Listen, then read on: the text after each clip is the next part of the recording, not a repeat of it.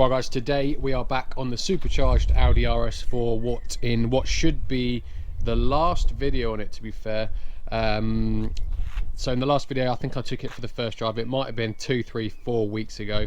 Everything was sweet, so the only thing that was actually remaining was there's a slight oil leak, as you could probably see a patch here, look, and that is from the oil cooler at the front, which is a common problem on these B7 RS4s. So in today's video guys, we are going to take the front end off, replace that oil cooler, and also replace the pipes that go from the cooler to the bottom of the engine as well. And then this should be the RS7 supercharged, fully done.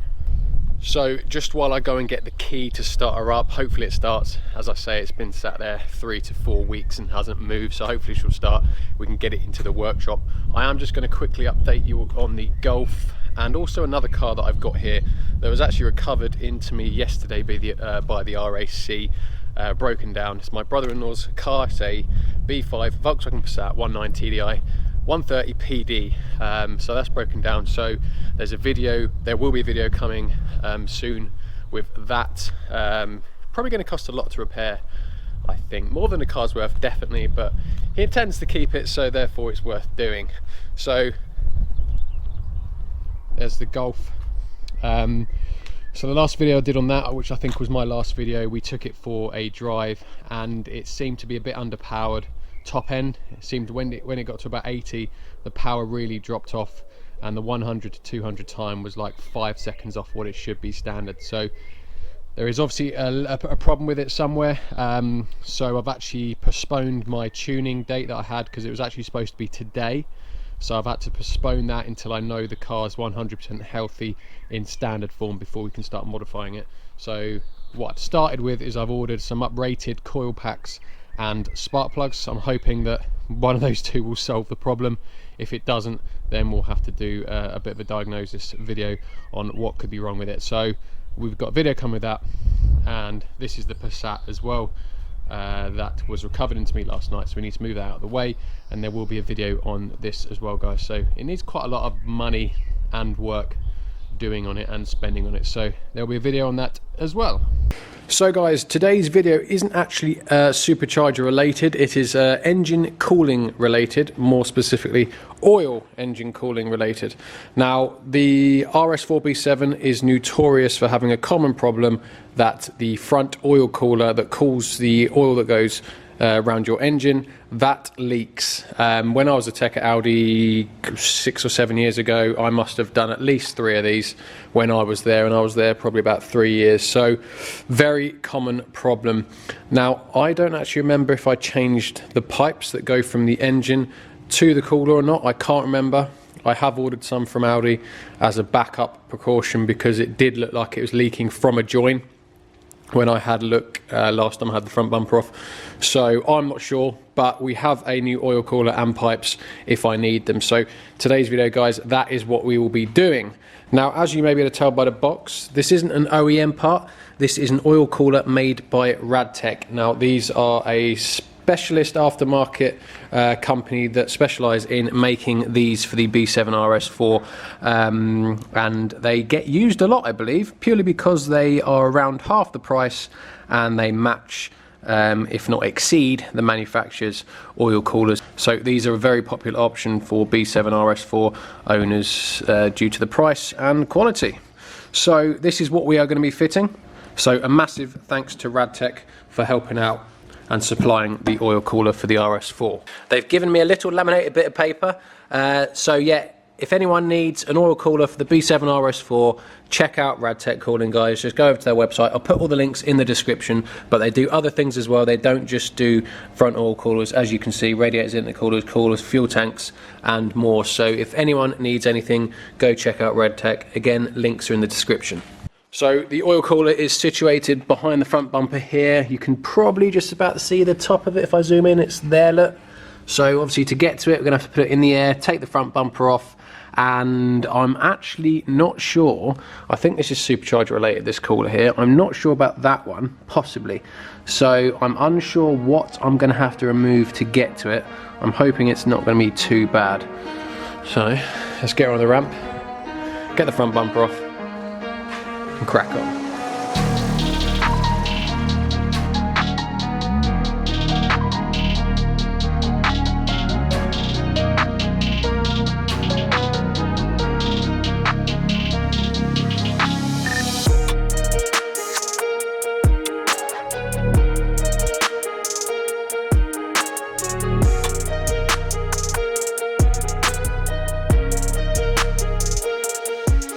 Right, you join me the next day. I am just off to get parts, the pipes for the RS4, but I'm going to kind of kill two birds with one stone.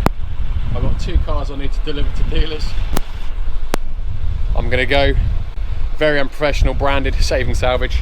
I'm going to drop these two cars off to, both got to go to Cambridge, and then I'm going to just pop over to Audi to pick up the pipes. So yeah, might as well kill two birds with one stone. So I'm going to crack on and do that, and I'll see you in a minute. Right, I've just got back from collecting the pipes from Audi, and I just want to give a big thanks to today's sponsor, which is Y-Food. Now, Y-Food is a meal replacement drink, not to be confused with a diet drink. It aims to replicate any meal throughout the day, whether it be breakfast, lunch or dinner.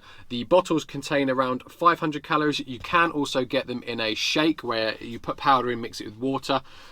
They contain around 400 calories, and you can also get some like chocolate brownie bars as well. I've been using these now for a year and a half. They are perfect for today. What just happened, I had to go out, deliver a couple of cars, and pick up pipes from Audi. So I literally just picked up one of these, took it in the van with me, drunk it while I was in the van, and as you can see, look, it's empty. Job done, and that is lunch sorted. So if you're new to Y-Food, guys, and you haven't used them before, I recommend trying the starter kit. If you just click the link in my description, it takes you to that starter pack, and if you put in my discount code, which is Salvage10, you'll get 10% off, guys, and go check them out. So massive thanks to Y-Food for sponsoring today's video. Let's get back in the workshop. Right, so front bumper's off, and that exposes that oil cooler. I'm just having a look. There are 6 radiators slash coolers on this thing. 6! Absolutely mental. You got obviously main radiator. I'm not even going to bother going through them if I'm honest, because I don't even know what they all do, and I can't be bothered to find out. But we are changing this bad boy here, and I'm actually fairly certain it's leaking from this union here. I mean, you can see there, look, this pipe is, it might even be the pipe that's split, but it's like around this area here is not great. Not 100% whether it's the cooler or the pipes. So if in doubt, renew throughout. So replace pipes and oil cooler and the oil cooler, then it's done. I've just had a little bit of a look, and I don't know if it's going to be too bad or not. So we've obviously got a hose, bolt there for our hoses. We've got a couple of bolts here and here where there are, that's where it's mounted to, and then we've got another couple of bolts at the front here where other radiators are mounted to it. We've got a bolt here.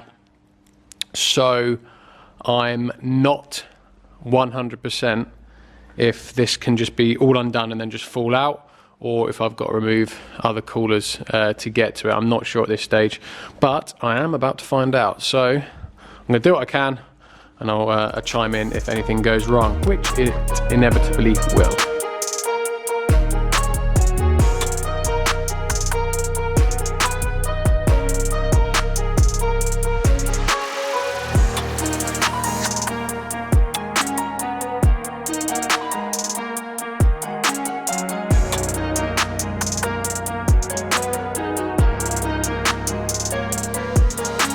Right, it's looking like a bit of a mess at the moment, but it wasn't actually as bad as I thought. So what I've had to do is, first thing was remove the crash bar down there, which was only 2 bolts, which enabled me access to remove this cooler here from this bracket here.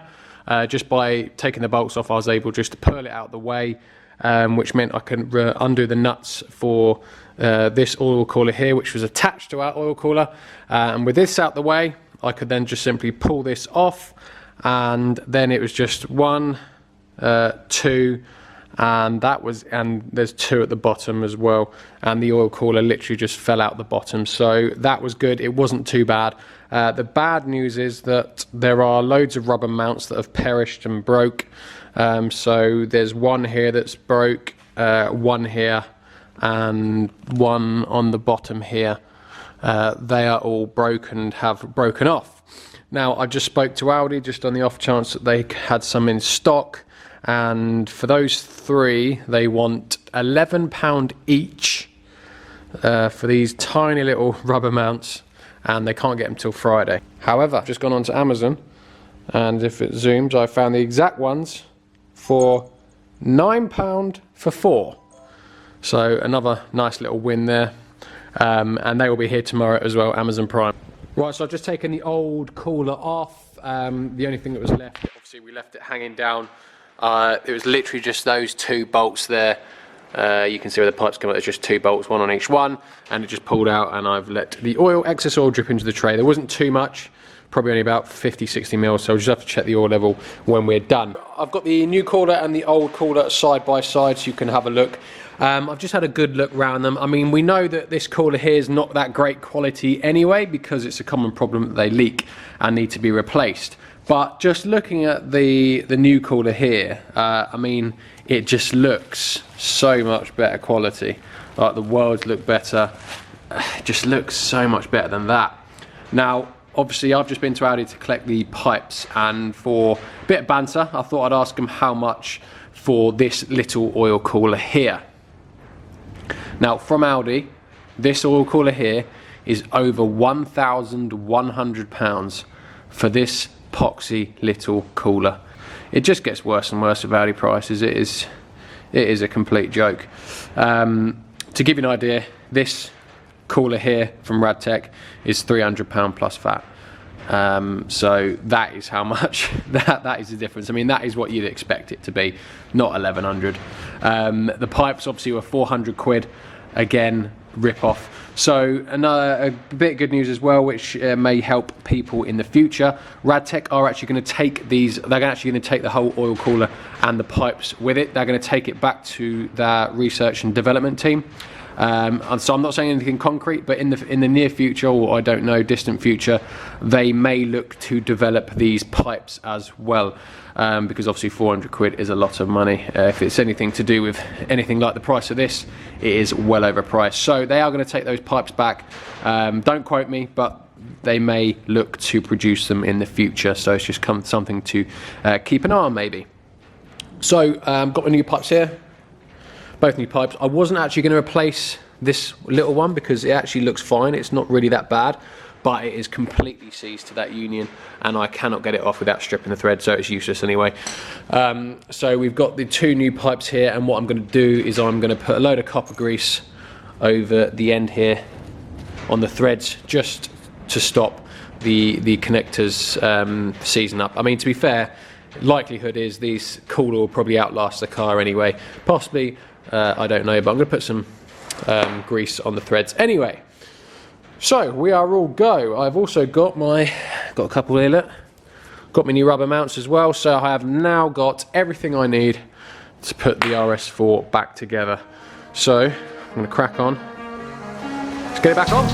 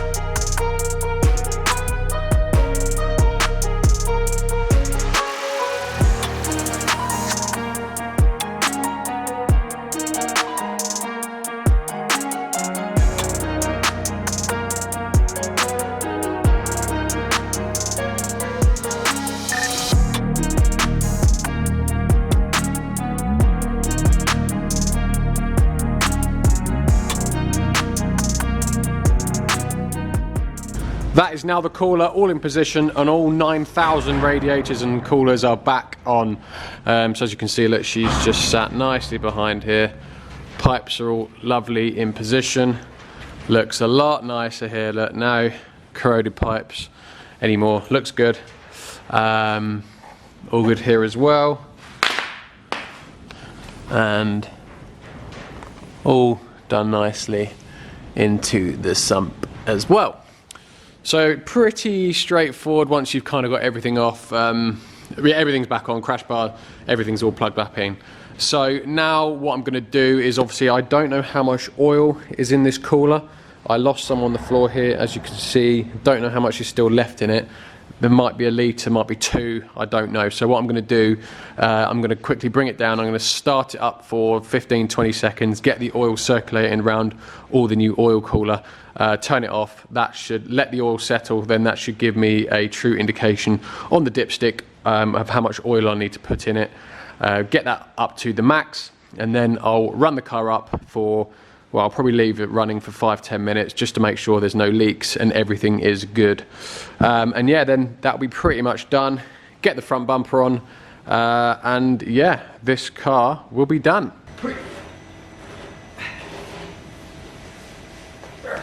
Oh my God, can't fit.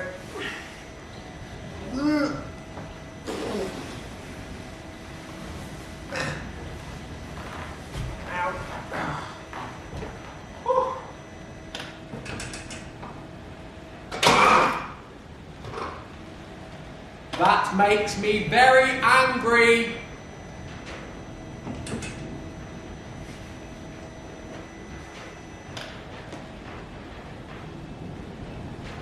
Oh, for crying out loud.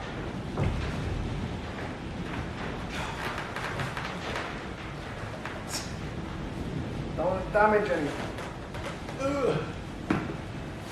Don't want to sit on the poster.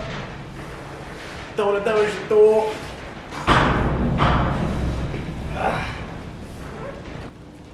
Right, hopefully take 2.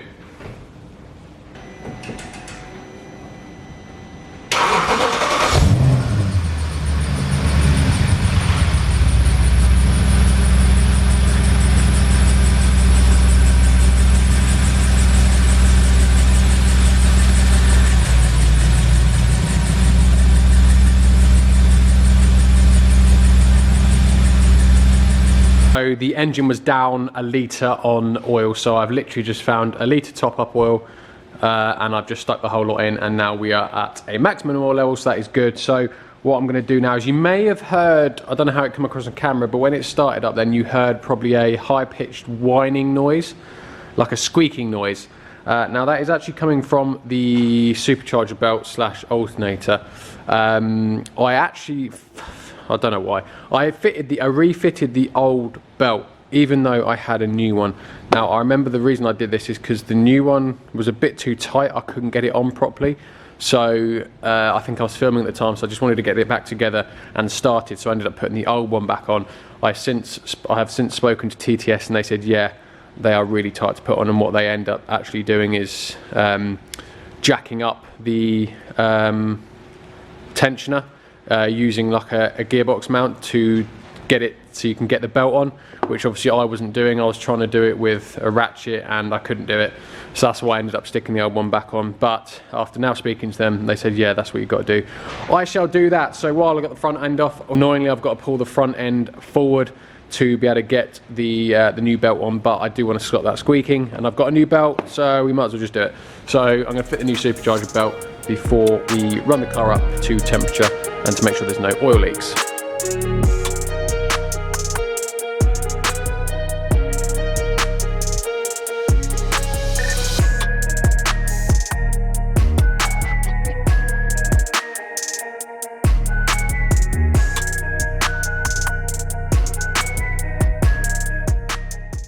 Right, there, got the new belt on. Look, so the TTS charge kit comes with these 2 pulleys here, and obviously you can see we've got our supercharger pulley here, so it literally just pulls the belt in, and then it goes around the crank, tensioner and alternator down there.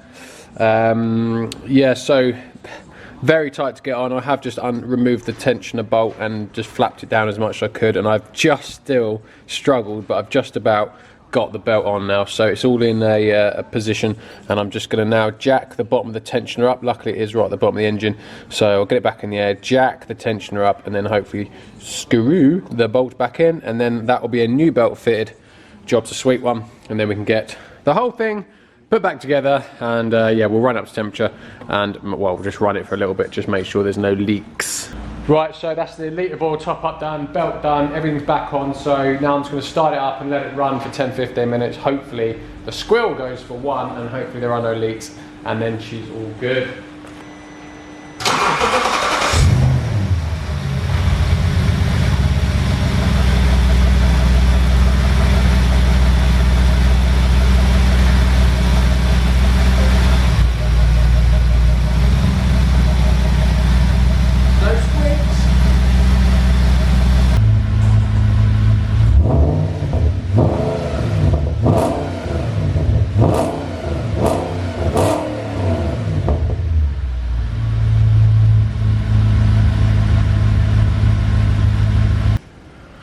I'm sorry, but that sounds insane. So I've let it run for about 15 minutes. Now I've just turned it off for about 5 minutes, just to see if there's going to be any oil coming out anywhere. And no, I think we're good. The oil cooler feels a little bit warm as well, so that's good. But I mean, it was leaking here before. Obviously, shouldn't have any issues. I just want to make sure really my couplings are all good. Yep, just a bit of copper grease. Yeah, not leaking out of there as well. So no, all sweet, nothing's leaking. Happy days. We are now 100% done. Right guys, I'm not going to actually have time to refit the front bumper and under trays in today's video. I will do that off camera. I'm sure you've seen me take them off and on before already. I don't have time to finish it off tonight. And I want to get this video out to you tomorrow, being Saturday. So yeah, I've got to leave it off. But the RS4 is now done. That is the last, the oil cooler was the last piece of the jigsaw. So there'll be one more video with the RS4, I think, and that is going to be like a final cost breakdown, final test drive with the car 100%. I'm out of breath. I don't know, I'm out of breath. Whew. Right, so that's it for today's video, guys. Thank you very much for watching and following the mini build series. Something a little bit different on the Supercharged RS4. If you do enjoy these types of video and you haven't already, please do subscribe. As always guys, thank you very much and have a good weekend. Cheers guys.